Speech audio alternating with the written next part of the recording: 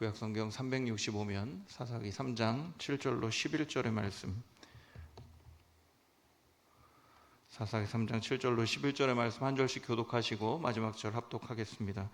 이스라엘 자손이 여호와의 목전에 악을 행하여 자기들의 하나님 여호와를 잊어버리고 바알들과 아세라들을 섬긴지라. 여호와께서 이스라엘에게 진노하사 그들을 메소보다미아 왕 구산 리사다임의 손에 파셨으므로 이스라엘 자손이 구산 리사다임을 8년 동안 섬겼다. 이스라엘 자손이 여호와께 부르짖음에 여호와께서 이스라엘 자손을 위하여 한 구원자를 세워 그들을 구원하게 하시니 그는 곧 갈렙의 아우 그나스의 아들 온니엘이라. 여호와의 영이 그에게 임하셨으므로 그가 이스라엘의 사사가 되어 나가서 싸울 때에 여호와께서 메소보다미아 왕 구산 리사다임을 그의 손에 넘겨주시매 온니엘의 손이 구산 리사다임을 이기니라. 함께 보겠습니다. 그 땅이 평온한 지 40년에 그나스의 아들 온니엘이 죽었더라. 아멘.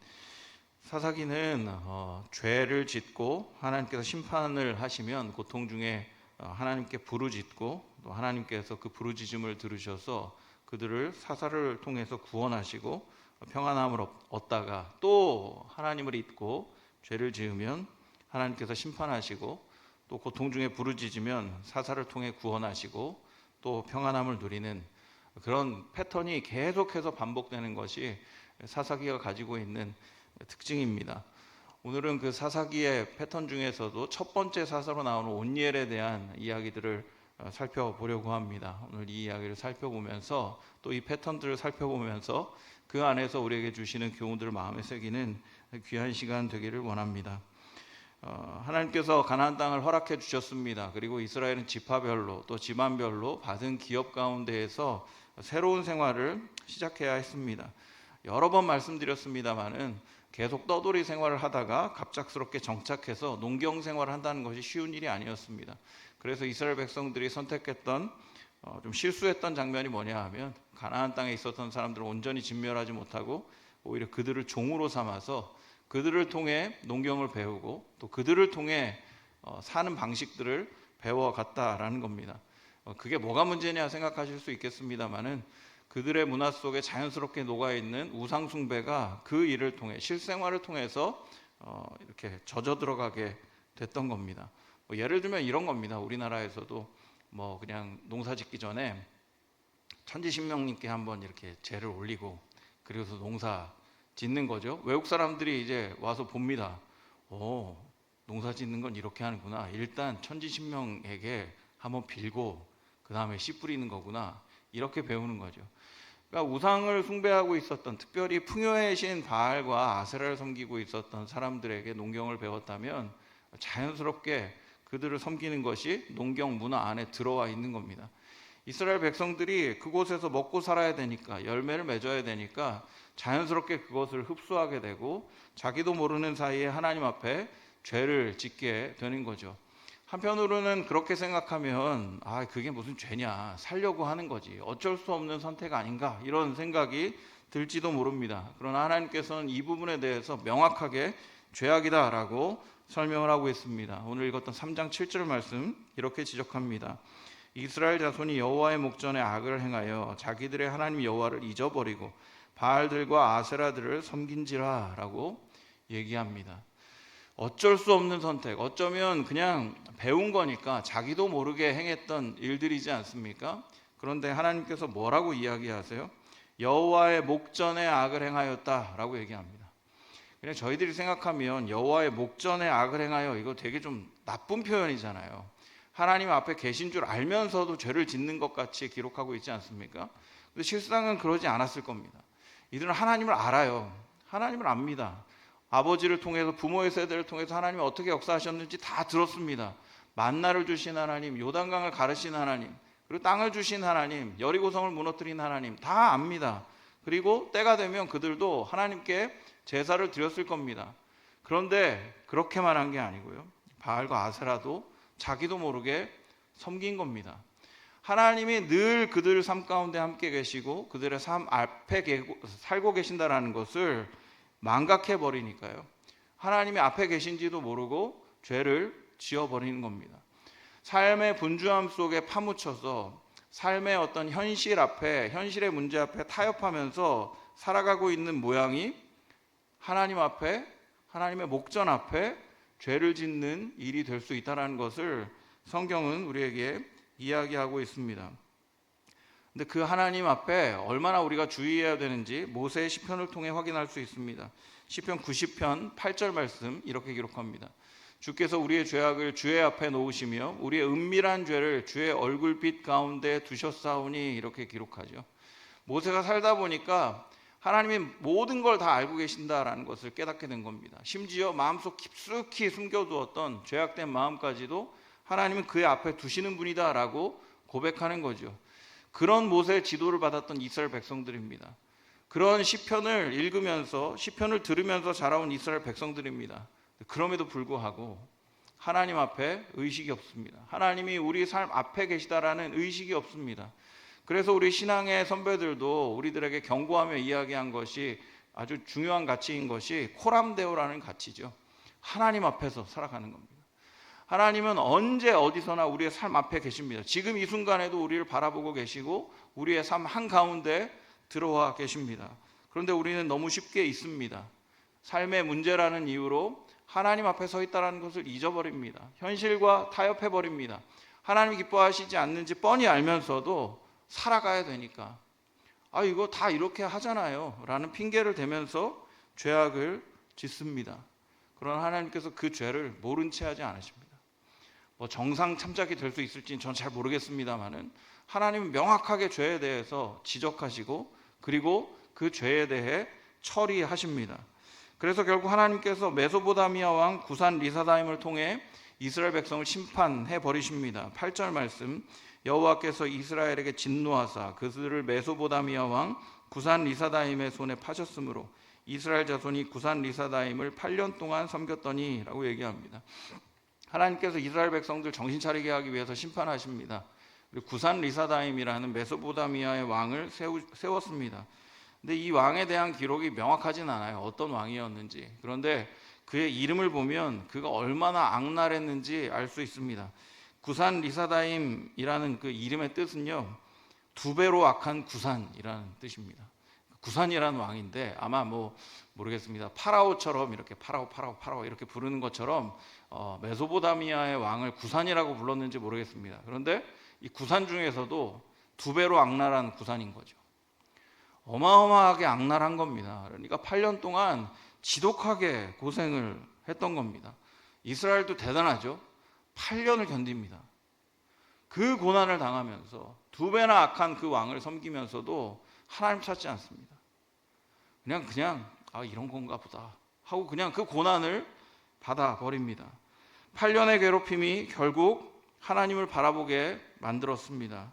드디어 하나님을 기억하게 된 이스라엘 백성이 하나님께 부르짖습니다. 이어진 9절, 이스라엘 자손이 여호와께 부르짖음에 여호와께서 이스라엘 자손을 위하여 한 구원자를 세워 그들을 구원하게 하시니 그는 곧 갈렙의 아우 그나스의 아들 온니엘이라 라고 얘기합니다. 하나님께서 사사를 세우십니다. 그리고 그를 통해 구원하십니다. 그가 누구라고 소개합니까? 온니엘이라는 사람입니다. 온니엘은 이미 가나안 땅 정복전쟁에 등장했던 사람입니다. 여호수아서 15장 17절 말씀을 보면 온니엘에 대해서 이렇게 소개하고 있습니다. 갈렙의 아우 그나스의 아들인 온니엘이 그것을 점령함으로 갈렙이 자기 딸 악사를 그에게 아내로 주었더라 라고 얘기합니다. 여러분 아시는 것처럼 갈렙이 헤브론을 점령하려고 할 때 많은 사람들이 함께 하여서 싸웠습니다. 특별히 큰 공을 세우는 사람에게 자기의 딸을 주겠다라고 이야기를 한 바 있습니다. 그런데 그때 가장 앞장서서 드비를 점령하는데 큰 공을 세웠던 사람이 누구였냐 하면 바로 오늘 등장하는 온니엘이라는 사람입니다. 온니엘은 갈렙의 아우였던 그나스라는 사람의 아들입니다. 그러니까 지파로 볼 때도 굉장히 좋은 지파, 유다 지파 출신인 거니까요.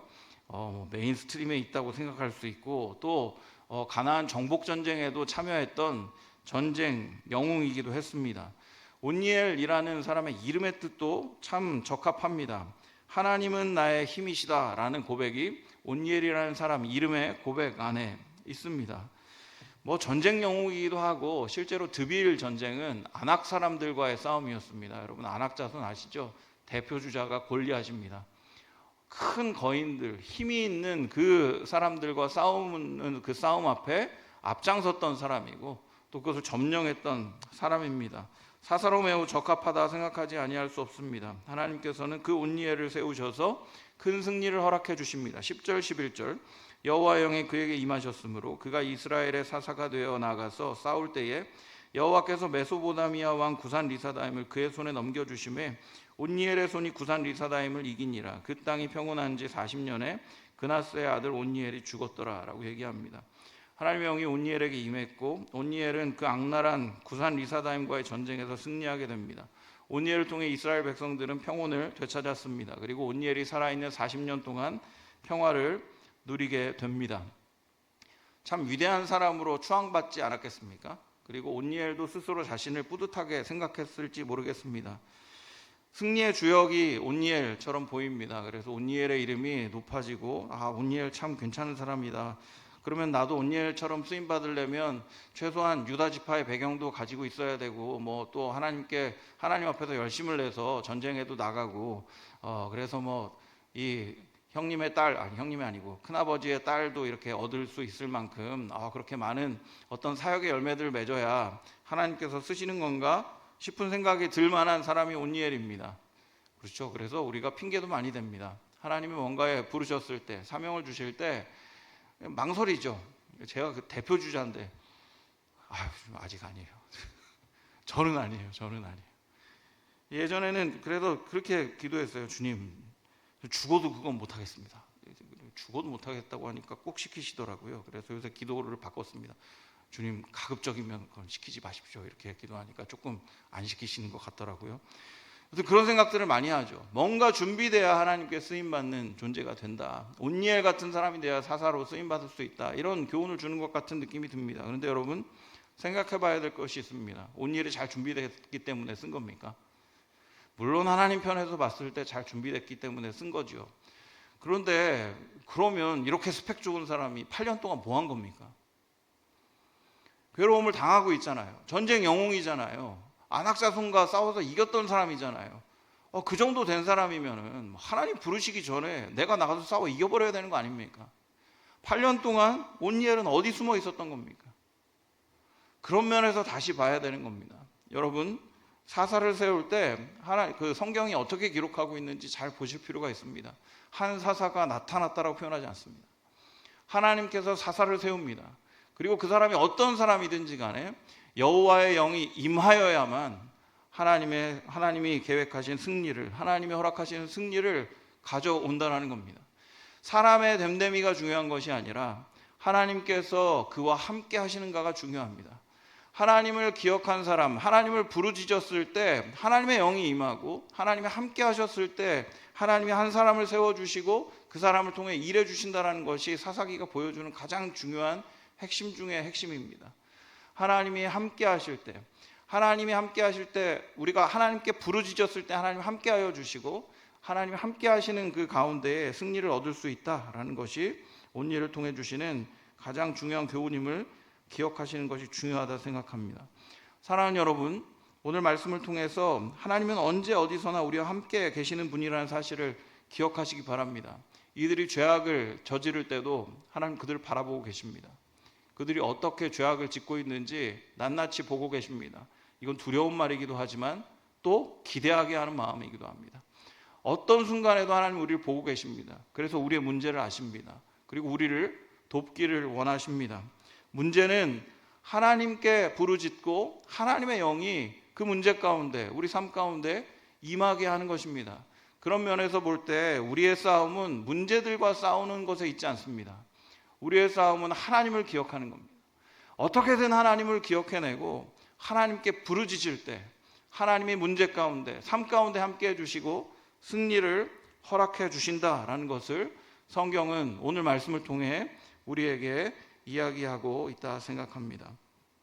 분주한 현실, 여러 가지 마주하는 문제 앞에서 우리들은 어떤 일을 하고 있습니까? 세상의 패턴들을 택하고 있지 않습니까? 하나님 이거 어쩔 수 없어요. 그래도 신앙 있는 분들이 그냥 하나님 어쩔 수 없어요. 이렇게 하죠.